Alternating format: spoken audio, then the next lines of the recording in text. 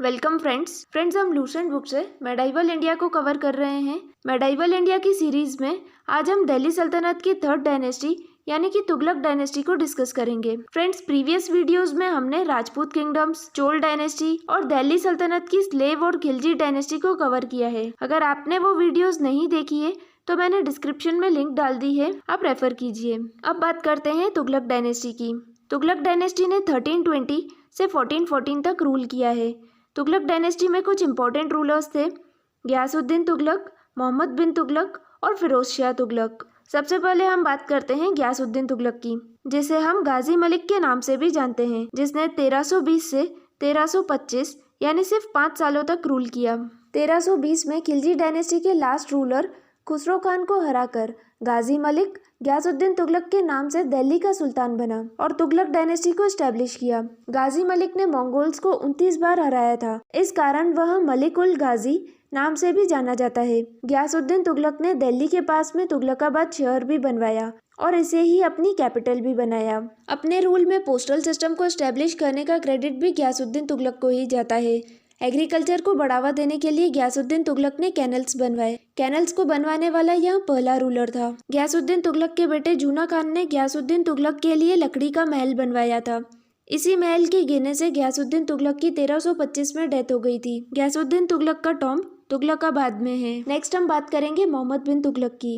मोहम्मद बिन Tughlaq Tughlaq dynasty का second ruler था, जिसने 1325 से 1351 तक रूल किया। मोहम्मद बिन तुगलक को जौना खान और उलुग खान के नाम से भी जाना जाता है। मेडाइवल इंडिया के सभी सुल्तानों में मोहम्मद बिन तुगलक सबसे ज्यादा एजुकेटेड था, पर इसने कुछ ऐसे रिफॉर्म्स इंट्रोड्यूस किए थे जिस कारण इसे एक फुल्लिश रूलर माना जाता है। इनमें पहला रिफॉर्म था टैक्सेशन इन दोआब, जिसे मोहम्मद बिन तुगलक ने 1326 में इंट्रोड्यूस किया था। दो नदियों के बीच की जमीन को दोआब कहते हैं। ये गंगा और यमुना के बीच की जमीन थी जो काफी फर्टाइल थी और यहाँ पर प्रोडक्शन अच्छा होता था। स्टेट की इकोनॉमिक कंडीशन को सुधारने के लिए मोहम्मद बिन तुगलक ने दोआब के इस रीजन में टैक्सेस को लगभग 20% तक बढ़ा दिया। इसके साथ ही नए टैक्सेस भी लगाए गए।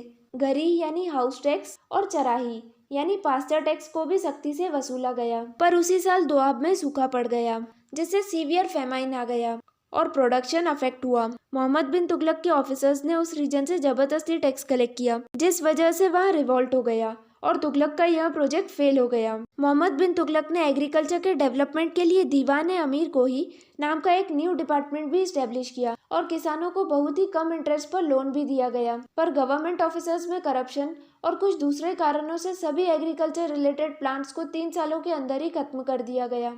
मोहम्मद बिन तुगलक ने अपने दूसरे रिफॉर्म में अपनी कैपिटल को दिल्ली से देवगिरी, जो कि महाराष्ट्र के औरंगाबाद में है, वहां ट्रांसफर किया। कैपिटल को देवगिरी में ट्रांसफर करने के पीछे कारण यह था कि देवगिरी दिल्ली सल्तनत के सेंटर में था, जहां से साउथ इंडिया को अच्छे से कंट्रोल किया जा सकता था। वहीं इसका दूसरा कारण दिल्ली सल्तनत को मंगोल अटैक से सिक्योर करना भी था। मोहम्मद बिन तुगलक देवगिरी को अपनी दूसरी कैपिटल बनाना चाहता था, जिससे वह बेहतर तरीके से साउथ इंडिया को कंट्रोल कर सके। देवगिरी का नाम बदलकर दौलताबाद रख दिया गया।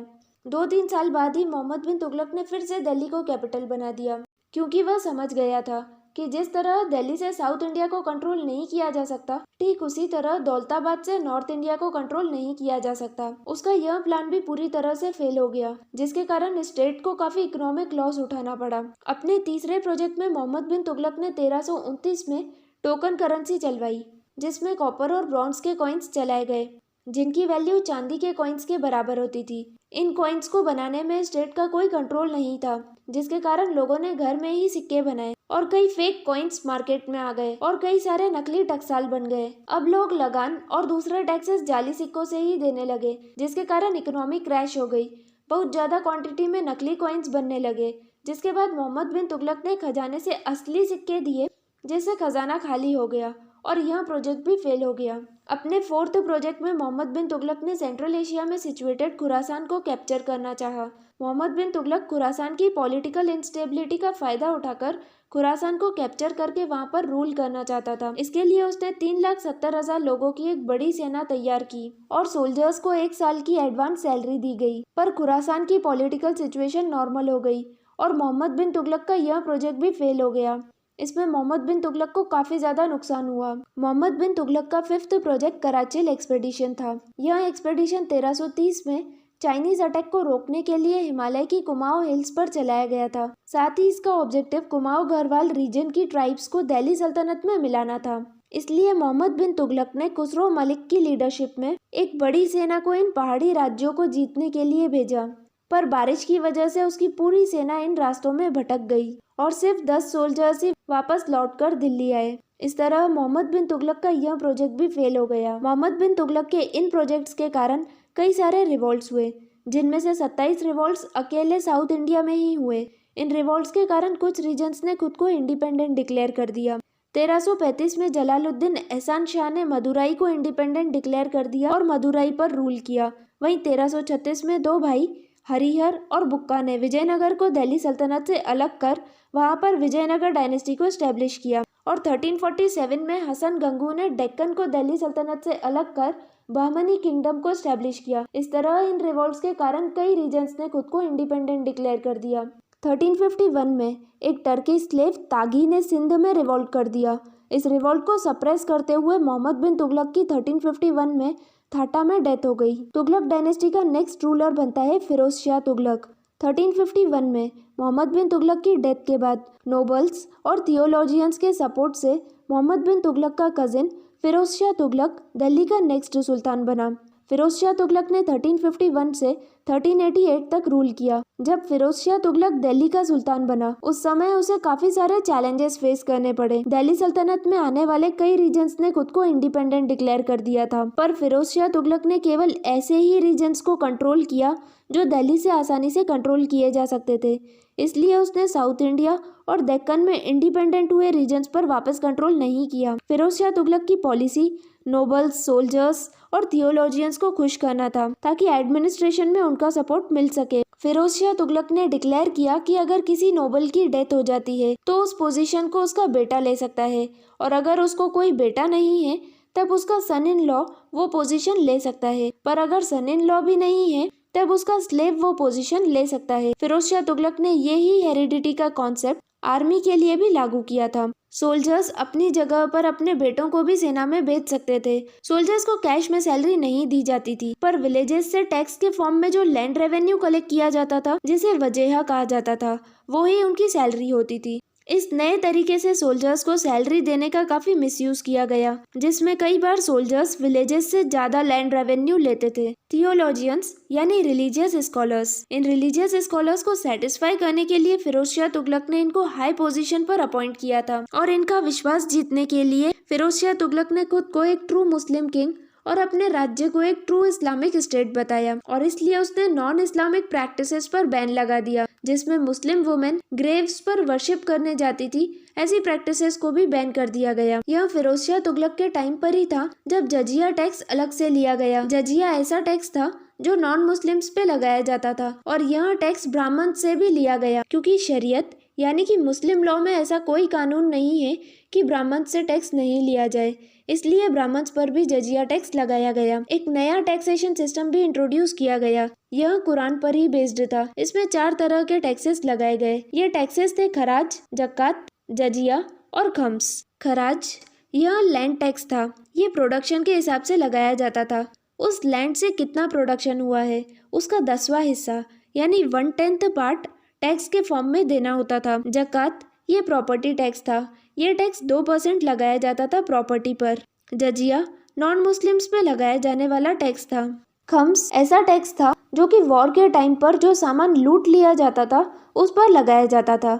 यह लूटे हुए माल का 1/5 पार्ट लगता था, जबकि इसका बचा हुआ लूट का सामान सैनिकों को ही दिया जाता था, यानी कि 4/5 पार्ट उन सैनिकों को दिया जाता था जिन्होंने वॉर में इस सामान को लूटा था। एग्रीकल्चर को बढ़ावा देने के लिए फिरोज शाह तुगलक ने इरिगेशन पर काफी ध्यान दिया। इसमें उन्होंने काफी सारे कैनल्स, कुएं और तालाब बनवाए, और वाटर टैक्स भी लगाया गया, जिसे हक ए शर्ब या हासिल ए शर्ब भी कहा जाता था। फिरोज शाह तुगलक बहुत अच्छे बिल्डर थे। इन्होंने आर्किटेक्चर में काफ़ी इंपॉर्टेंट कंट्रीब्यूशन किया है और कई सारी सिटीज़ भी बनवाई है, जिसमें फतेहाबाद, हिसार, जौनपुर और फिरोज़ाबाद आती है। ये अशोक के 2 पिलर्स को दिल्ली ले आए थे। इनमें पहला टोपरा हरियाणा से और दूसरा मेरठ उत्तर प्रदेश से लाए गए थे। इन्होंने दिल्ली में हॉस्पिटल भी इस्टेब्लिश किया था, जिसे दारुल शिफा कहा जाता था। एक नया डिपार्टमेंट भी बनाया जिसे दीवाने खैरात कहा जाता था। इसमें गरीब लड़कियों की शादी कराई जाती थी। फिरोज तुगलक ने अपने ऑफिसर्स को यह भी ऑर्डर दिया था कि वह जिस भी जगह पर अटैक करें, वहां से यंग और हैंडसम बॉयज को सुल्तान के पास लाया जाए और उन्हें स्लेव्स यानी कि दास बना दिया जाए। फिरोज तुगलक का यह स्टेप इकोनॉमिक और पॉलिटिकल एस्पेक्ट से काफी इम्पोर्टेंट था। फिरोज तुगलक का रूल काफी शांतिपूर्ण रहा। इसका क्रेडिट उनके प्राइम मिनिस्टर खाने जहां मकबूल को जाता है। 1388 में फिरोज तुगलक की डेथ हो गई। फिरोज तुगलक की डेथ के बाद तुगलक डायनेस्टी ज़्यादा टाइम तक सरवाइव नहीं कर पाई। मालवा, गुजरात, जौनपुर ये किंगडम्स दिल्ली सल्तनत से अलग हो गए और इन्होंने खुद को एक इंडिपेंडेंट किंगडम डिक्लेयर कर दिया। नेक्स्ट देखते हैं Timur invasion. Timur Turkish chief था जो कि मंगोलिया से आया था। ये चंगेज खान का वंशज था। इसने 1398 में मोहम्मद शाह तुगलक, जो कि तुगलक डायनेस्टी का लास्ट रूलर था, उस टाइम पर इंडिया में इन्वेड किया। तैमूर की आर्मी ने दिल्ली में काफी लूटपाट की और यहाँ लूटपाट करके सेंट्रल एशिया में वापस चला गया। 1404 में जब तैमूर चाइना को कॉन्कर करने जा रहा था तब उसकी डेथ हो गई। तैमूर इंडिया से जाते वक्त अपना एक नॉमिनी छोड़ गया था जिसका नाम था खिज्र खान।